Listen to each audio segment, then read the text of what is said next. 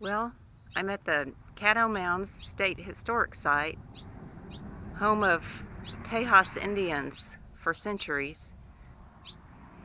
And there are two birds in here that I really hope can find the entrance/exit and not exhaust themselves in the house.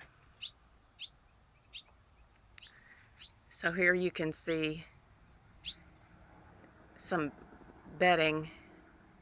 This is a replica of what the Caddo would have used many years ago. Great effort was taken by a lot of volunteers to make this grass hut fairly recently. Let's see if we can get to the top. And there's the top.